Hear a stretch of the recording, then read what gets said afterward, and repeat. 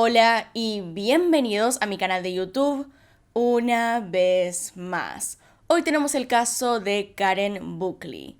No tengo mucho que decir al respecto, así que ahí arriba, en la que está en pantalla, pueden ver el resto de mis casos y acá abajo tienen mis redes sociales por si quieren seguirme en alguna de ellas.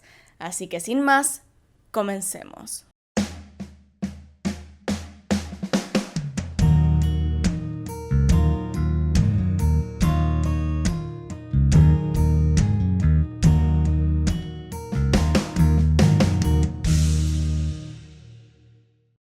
Ella era Karen Buckley. Nació en 1999 en Cork, Irlanda. Karen nació y creció en el pequeño pueblo de Mournaby, al norte de la ciudad de Cork. Era hija de John y Marian Buckley y la menor de 4 hermanos, todos varones excepto ella. El pueblo donde vivía esta familia era muy pequeño y se encontraba en una zona rural. Generalmente es descrito como una pequeña comunidad de granjeros.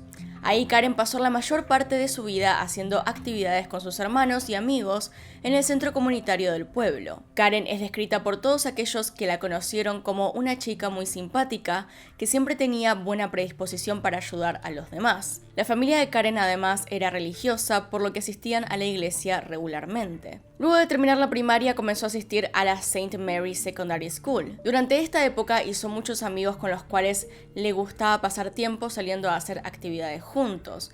Era una chica muy sociable por lo que se podía ver y hacía amistades fácil. Una vez terminada la secundaria comenzó a estudiar una carrera que desde siempre la apasionó: enfermería. Asistió a la Universidad de Limerick, donde luego de unos años recibió el título de enfermera. Mientras estudiaba, consiguió trabajo como camarera en un hotel para poder mantener sus gastos. Después de recibirse, para poder seguir avanzando profesionalmente, se mudó a Inglaterra para tener sus primeras experiencias como enfermera en el Hospital Royal Alexandra. Es aquí que se dio cuenta que quería especializarse en terapia ocupacional. Con esto en mente, terminó mudándose a Escocia, más específicamente a Glasgow, cuya universidad ofrecía justamente una maestría en terapia ocupacional. Karen llegó a Glasgow en enero del 2015, unos meses antes de su trágico final. Ella comenzó a asistir a clases y a hacer nuevos amigos. Mientras tanto, compartía un departamento con otros 3 estudiantes. Si bien hacía poco tiempo que había llegado a la ciudad, logró hacerse varios amigos rápidamente y además adaptarse a este nuevo ritmo y estilo de vida de ciudad totalmente contrario al pueblo donde había pasado la mayor parte de su vida. Es bajo este contexto entonces, con Karen viviendo en esta ciudad con sus nuevos amigos, que pasamos al día de los hechos.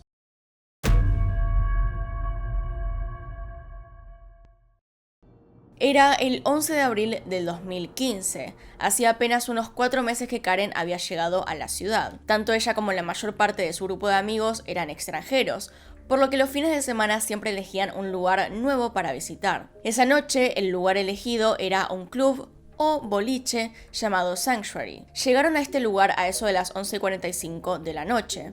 Al principio todo parecía ir bien. Karen había estado hablando con sus amigos y tomando algunos tragos, lo normal hasta ese momento. Sin embargo, de un momento a otro y sin razón aparente, Karen dijo que iría al baño, pero en vez de eso decidió abandonar el club. De hecho, se fue sin su campera. Hasta ahora no hay una explicación de por qué Karen decidió irse en ese momento. De hecho, el caso está resuelto, pero todavía esa pequeña información nadie la conoce. Específicamente el por qué dejó la campera ahí dentro. Tal vez algo pasó que la hizo sentir incómoda y quiso irse rápidamente, dejando atrás su campera. Pero de vuelta no lo sabemos. Muy probablemente Karen se fue del club para volver a su departamento. Lamentablemente nunca llegó. Después de abandonar el club, fue la última vez que Karen sería vista con vida. Sus amigos, probablemente por estar bajo los efectos del alcohol, nunca se percataron de que Karen había abandonado el lugar. Comienzan a notarlo cuando se preguntan por qué Karen no volvía del baño. Pero no le dieron mucha importancia, ya que pensaron que tal vez se sentía mal y había decidido regresar a su casa. Fue recién al día siguiente, el 12 de abril, que sus compañeros de cuarto notaron que Karen no estaba ahí ni en ninguna parte. Además, desde ese último momento en la noche cuando se fue al baño, nadie se había comunicado con ella. Tampoco contestaba al teléfono, a las llamadas, ni a los mensajes, y sus redes sociales habían estado inactivas por horas, lo cual era poco común. Es entonces que deciden darle aviso a la policía acerca de esta desaparición. Los investigadores se dieron cuenta rápidamente de que la desaparición fue algo fuera de lo común y comenzaron las investigaciones inmediatamente. Al poco tiempo, los padres de Karen fueron avisados por la policía y estaban realmente preocupados, así que a los pocos días volaron desde Irlanda hasta Escocia para ayudar con la búsqueda de su hija. Se realizaron grupos de búsqueda y el caso llamó rápidamente la atención de los medios. La búsqueda por Karen fue bastante grande. No solo su cara estaba en todas partes, sino que su familia había organizado grupos para intentar encontrarla en lugares donde habría estado. El primer descubrimiento de la policía fue la cámara de seguridad del club, lo cual también era clave para descubrir lo que estaba pasando. En esta cámara, a la 1 a.m. se la ve a Karen salir del lugar y a un hombre que caminaba junto a ella, que parecía estar hablándole. La policía no tardó mucho en identificar a este hombre. Mientras tanto, la familia salía en conferencias de prensa para pedir por la aparición de su hija, sana y salva. El hombre de las cámaras fue identificado como Alexander Pacto y fue entrevistado por la policía apenas unos días después de la desaparición. En esta ocasión la policía había llegado al departamento de este hombre e instantáneamente había notado que el lugar desprendía un fuerte olor a lavandina, es decir, mucho desinfectante, como si hubiese lavado justo antes de que ellos llegaran. At what point did you first see Karen? Outside the club when I met her outside the sanctuary on. En esta primera entrevista, Pacto contó que estuvo coqueteando, o digamos hablándole, a Karen mientras caminaba afuera del bar y que la convenció para que se vayan juntos a su departamento, donde, según él, tuvieron relaciones sexuales y luego Karen se fue caminando a su casa cerca de las 4 de la mañana. A los investigadores esto les resultó un poco extraño. La historia que este hombre contaba era bastante dudosa. No solamente que Karen se haya ido con él a su departamento sin conocerlo y sin ninguna razón después de no decirle a sus amigos a dónde se iba, sino que también era muy extraño el hecho de que se haya ido de este lugar a las 4 de la mañana sin decirle nada a sus amigos a través de su teléfono y encima caminando sola. Así que los investigadores decidieron revisar el departamento de este hombre. En él encontraron unas sábanas con sangre. Sin embargo, en el testimonio de Pacto, dijo que Karen se había golpeado la cabeza con la cama y que se había cortado. Aún así, Pacto quedó como la principal persona de interés en el caso y fue puesto bajo custodia policial hasta que se disiparan las dudas o se encuentre evidencia suficiente para detenerlo. Otra cosa importante encontrada en el departamento fue una nota hecha por este hombre con todo lo que le había dicho a la policía. Probablemente haya sido para tener en cuenta las mentiras que había dicho o que iba a decir. Lo siguiente que encontró la policía fueron algunas de las pertenencias de Karen que estaban en su bolso, tirados cerca de Dosholm Park, que se encontraba en la dirección opuesta del departamento de Karen. Esto le daba aún menos credibilidad a la historia de Pacto. La pista definitiva, sin embargo, vino por un compañero de trabajo de Pacto, que le contó algo muy interesante a la policía. Les dijo que Pacto guardaba fuegos artificiales en un galpón que alquilaba en High Creighton Farm. Finalmente, el 16 de abril, contra todo pronóstico, a una semana de empezar el caso, la policía allanó este lugar y dentro de un barril lleno de soda cáustica se encontró el cuerpo de Karen.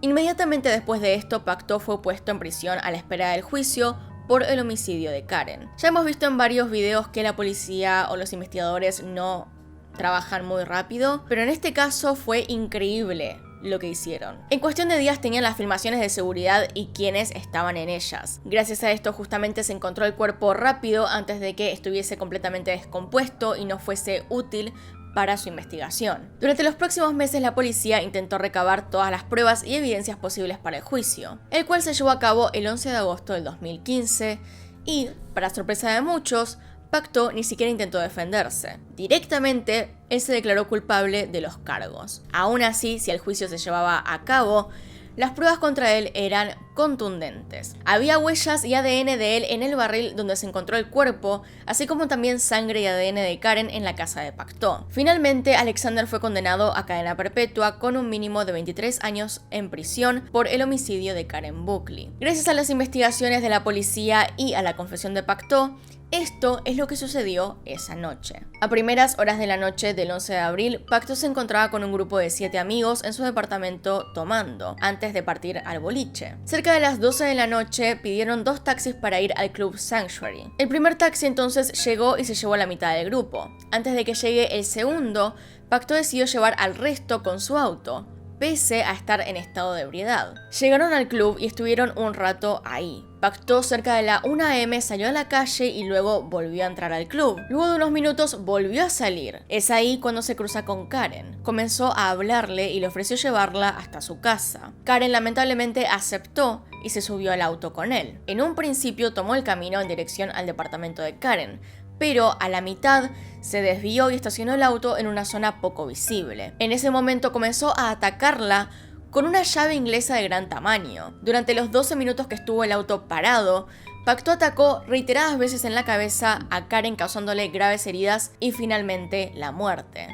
El cuerpo además tenía marcas en su brazo de haber intentado defenderse del ataque. Lamentablemente no lo logró. Luego de hacer esto, fue hasta su casa, descartando el bolso de Karen en el camino.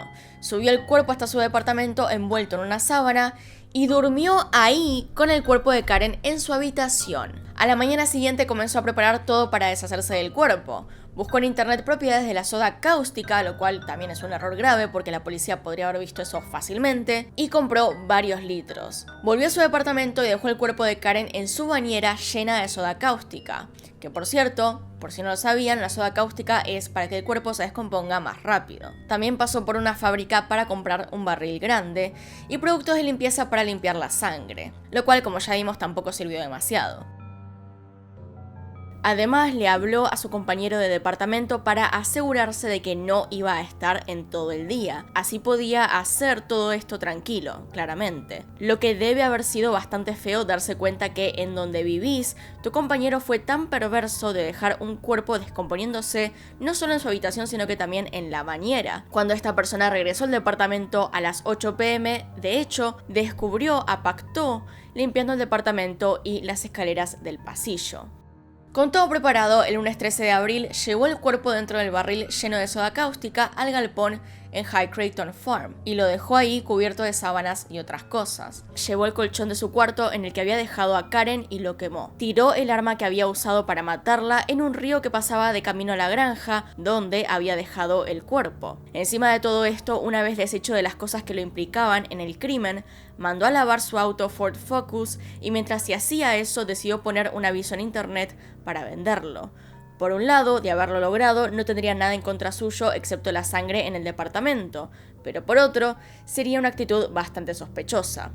Si bien entonces el caso está resuelto, como se habrán dado cuenta, dejó algunas incógnitas, como ¿por qué Karen repentinamente se fue del lugar sin avisarle a nadie, diciendo que iba al baño? ¿Fue todo esto de que se cruzara con Pacto una desafortunada casualidad o este ya la había identificado y la estaba siguiendo? ¿Por qué Pacto la mató? No hay realmente una respuesta a esto último más que el simple hecho de que haya querido hacerlo. Lo que sí sabemos es que Pacto tenía antecedentes de haber intentado abusar de mujeres en años anteriores, pero lamentablemente todos esos casos nunca llegaron a prosperar en la justicia y fueron desestimados. En 2011, este hombre intentó abusar de una chica en un callejón, una de esas noches en las cuales salió de fiesta con sus amigos, igual que en este caso. Pacto conoció a la mujer por casualidad en la madrugada del 27 de noviembre del 2011. Al igual que con Karen Buckley, Pacto inicialmente se ganó su confianza y le dijo que estaba buscando un taxi después de salir de la discoteca de Garage en el centro de la ciudad de Glasgow. Se alega que la atacó en un callejón después de que ella accediera a compartir un taxi con él.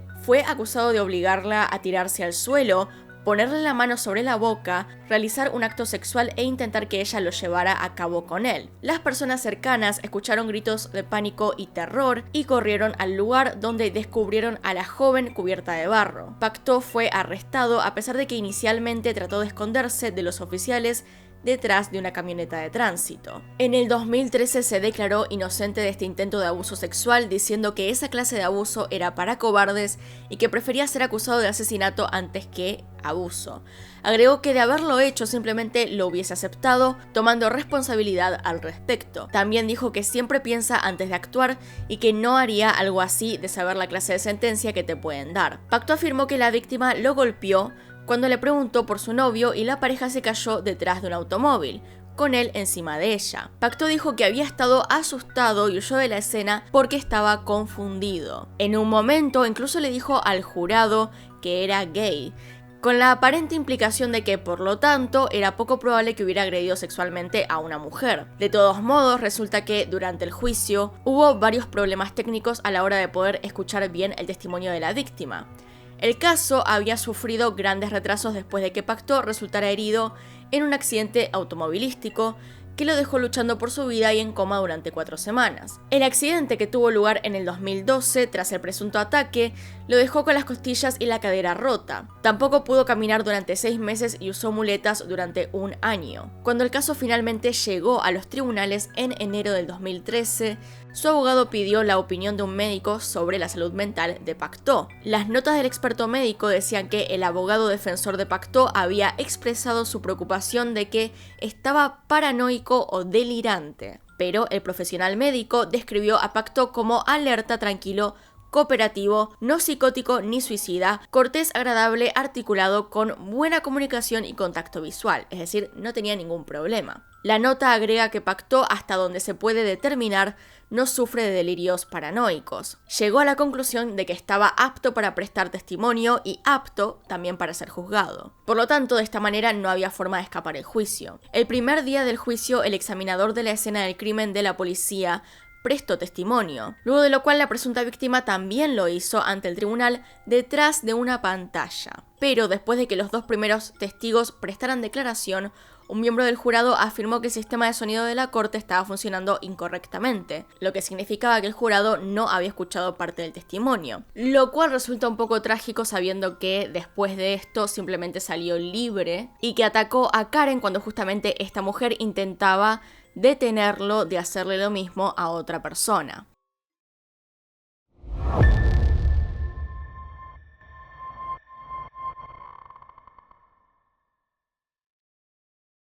Alexander Pacto tenía 21 años cuando cometió el crimen. Él creció en una familia de clase media alta, habiendo atendido una secundaria muy prestigiosa. Sus padres se separaron cuando él era joven, después de que el negocio de su padre fracasara. Luego de esto se fue a vivir solamente con su madre, lo cual hizo que estuvieran buscando dónde quedarse por un buen tiempo. Finalmente, Alexander pasó de tener bastante dinero a depender del Estado. Alexander Pacto ya había tenido problemas con la ley antes del asesinato a Karen Buckley. El año anterior a esto fue condenado por imprimir billetes falsos después de que la policía allanara su departamento en Glasgow tras un aviso anónimo. Le dijo a un tribunal que había estado involucrado en un accidente automovilístico y que no quería admitir ante su familia que estaba recibiendo beneficios por discapacidad. Cuando tenía 20 años entonces, se declaró culpable de falsificación usando una computadora portátil, una impresora, cartuchos de tinta y una cortadora de papel. Su abogado en ese momento usó ante el Tribunal de Justicia el hecho de que Pacto proveniese de una familia estable con buena educación. Le dijeron al tribunal que inició un negocio de ventas de muebles cuando tenía 17 años, el cual, por cierto, fracasó. El abogado defensor, Andy Phillips, dijo en ese momento: